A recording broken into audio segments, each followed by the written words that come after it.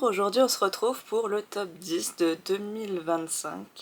Je suis un petit peu en retard. Je comptais le faire début janvier, au final il y a des vidéos qui sont passées avant.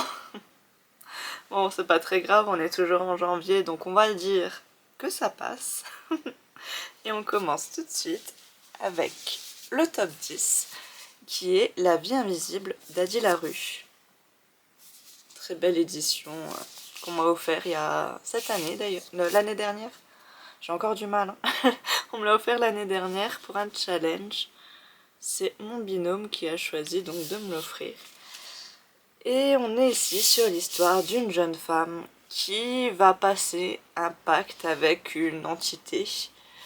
Et il se trouve que ce pacte va un peu se retourner contre elle. Parce qu'elle va vivre la vie qu'elle a souhaité avoir. Sauf que malheureusement, les gens vont l'oublier à chaque fois qu'ils la perdent de vue. Donc, imaginons que la personne avec qui elle discutait passe la porte, puis revient, eh bien elle l'aura oublié. Pas très pratique, assez compliqué à vivre, mais bon. Après, c'est quand même un beau pavé, mais très sincèrement, j'ai pas vu les pages passer, j'ai trouvé cette histoire incroyable. Après, j'ai eu du mal avec la romance. C'était compliqué. Mais enfin bon, je suis passée outre parce qu'évidemment on ne parle pas que de ça dans cette petite brique. Et je vous le conseille comme les 9 autres livres dont on va parler aujourd'hui. Ensuite, en top 9, vous le voyez peut-être venir parce que Un passé englouti de Avaride. Alors, ce petit livre est sans jaquette parce qu'à quoi la manger? Alors, elle a pas touché au livre, enfin je crois pas celui-là, non. Elle a mangé uniquement la jaquette. Les joies d'avoir un chiot. Bon, maintenant elle est un peu grandie, donc ça va un peu mieux. Je dois pas laisser de livre traîner sur le canapé, mais ça va mieux. Donc dans ce livre, on parle d'une jeune fille qui voulait suivre un cursus littéraire. Malheureusement, ce cursus est interdit aux femmes.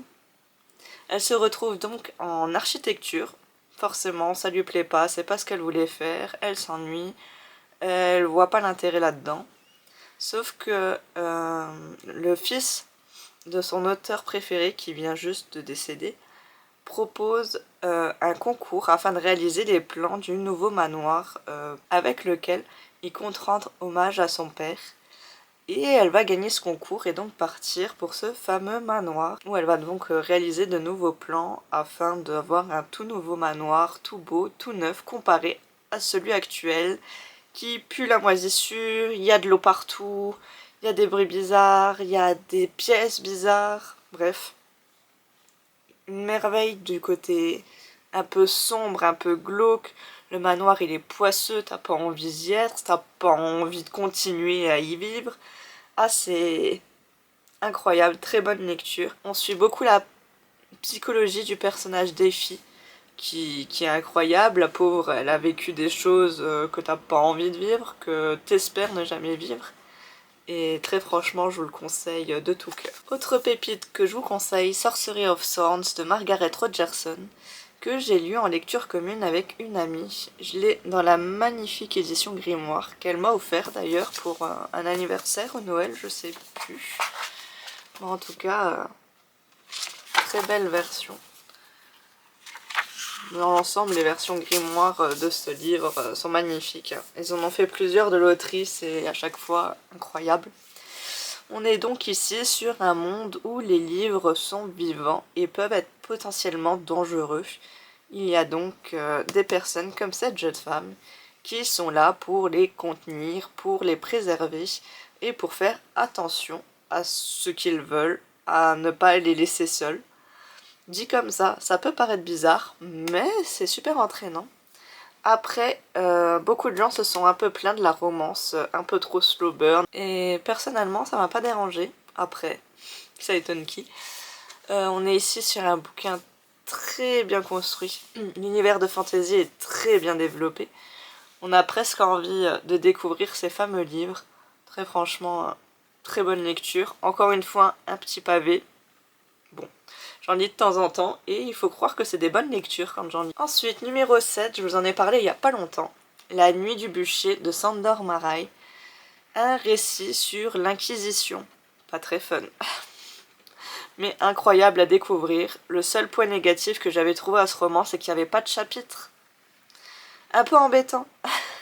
Surtout quand on va faire des pauses comme moi à la fin d'un chapitre. Et ben... Du coup j'ai fait des pauses quand il y avait une ligne de sauter. Chose assez rare aussi, mais enfin bon. Donc on est sur un jeune homme espagnol qui va se rendre en Italie afin de voir les nouvelles méthodes qu'utilise l'Inquisition italienne. On découvre des choses pas très fun, hein, pas... T'avais pas envie de vivre à cette époque, en tout cas moi j'avais pas envie. Et t'apprends une mine d'informations assez incroyable dans ce tout petit livre. Après j'ai vu que l'auteur écrivait souvent des récits historiques, donc je vais me pencher un peu plus sur lui. Qui sait, j'en lirai peut-être un autre cette année. Mais je sais pas si on les trouve, si on le trouve partout, dans toutes les librairies. Donc ça serait plutôt un livre à commander, je verrai bien. Mais sinon, je vous le conseille les yeux fermés si cette période vous intéresse. Ensuite, je vous en avais parlé dans le même update lecture. Vous me voyez arriver avec mes gros sabots. Beast of the Briar de... Ah, je sais plus. Elisabeth et Hélène. J'avais que Hélène. C'est deux sœurs en réalité qui s'appellent Elisabeth et Hélène qui ont décidé du coup de lier leurs deux prénoms pour la rédaction de ce livre. On est donc sur une réécriture de la bête assez spicy, même si je vous l'avais déjà dit dans l'update lecture, mais j'ai trouvé qu'il n'y en avait pas beaucoup des scènes spicy dans celui-là. Bon, on m'a prévenu que le tome 2 c'était plus conséquent. Donc on est sur une réécriture de La Belle et la Bête. La fameuse, oh je sais jamais, Rosalina arrive donc dans ce monde plein de magie. Je vous dis pas de quelle façon.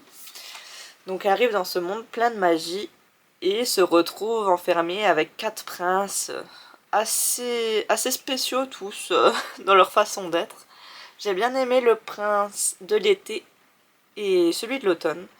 Les deux autres, j'ai encore un peu de mal avec eux, mais je pense que plus ils seront développés, plus je m'attacherai aussi à eux. Attention au trigger warning, aux scènes qui pourraient vous déranger. Renseignez-vous un peu, surtout pour les scènes spicy, ceux qui aiment pas ça, n'y allez pas. Parce qu'elles sont très... Il y en a pas beaucoup dans celui-là, mais elles sont vraiment décrites. Hein.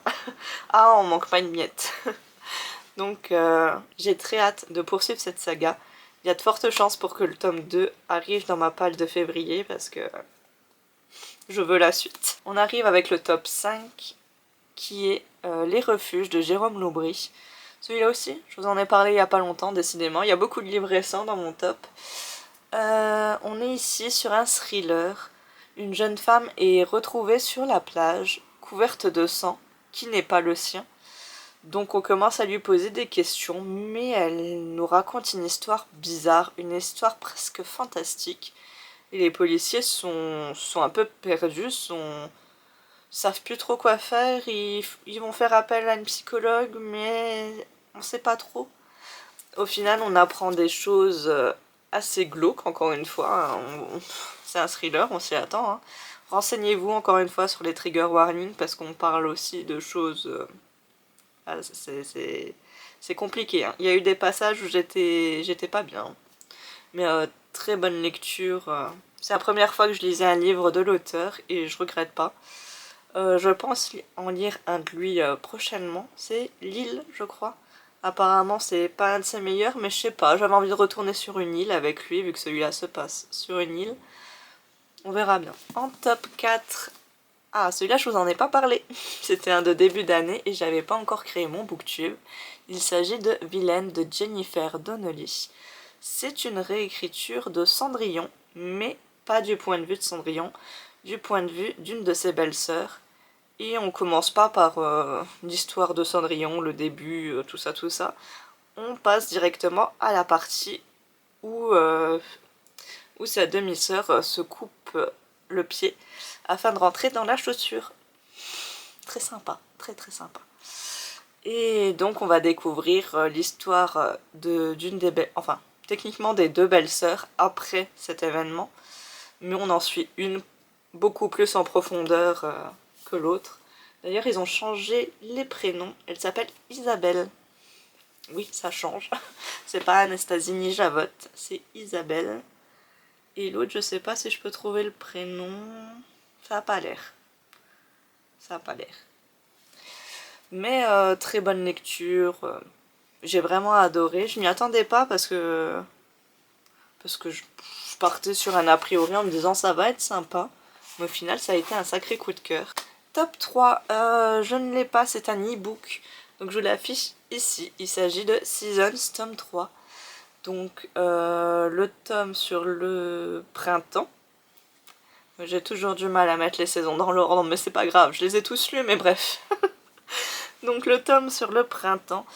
J'ai adoré tous les sujets qu'il y avait dedans, j'ai adoré la façon dont la romance est montée. C'était hyper touchant à suivre et on suit des thèmes actuels, des thèmes qui peuvent arriver à beaucoup de monde. Et franchement, ça fait du bien de les aborder parce que je les vois rarement dans mes lectures. Après, vous me direz, je lis pas beaucoup de romances ni de contemporains, donc oui, dans la fantasy, ça risque pas d'arriver. Mais ouais, très bonne lecture. J'ai eu un beau coup de cœur pour les deux personnages, féminin et masculin. Rien à redire, c'est incroyable. Pour le numéro 2 de ce top, vous me voyez peut-être... vous me voyez encore une fois peut-être arriver. Russian Mafia, tome 1 de Emma Bardio. Très bonne lecture, vous le savez. Je l'ai assez dit. Les Russian Mafia, je vous en ai assez parlé peut-être. Donc on va pas s'étaler dessus. Une jeune femme est envoyée dans la mafia russe afin de la détruire de l'intérieur en tuant les membres petit à petit. Pas très fun, dit comme ça. Mais ouais, l'univers de la mafia est incroyable. J'ai passé un très bon moment en le lisant. Attention, beaucoup de trigger warning, encore une fois. Mais ouais, très bonne lecture. Je m'étale pas trop dessus parce que je vous en ai vraiment beaucoup parlé. Donc je vais éviter de remettre une couche. Et maintenant, on passe avec mon top 1. Le Chant des déesses, tome 2, Le palais d'Ulysse de Claire North. Incroyable. Incroyable lecture, j'avais déjà eu un coup de cœur pour le tome 1. Le tome 2 est toujours aussi incroyable.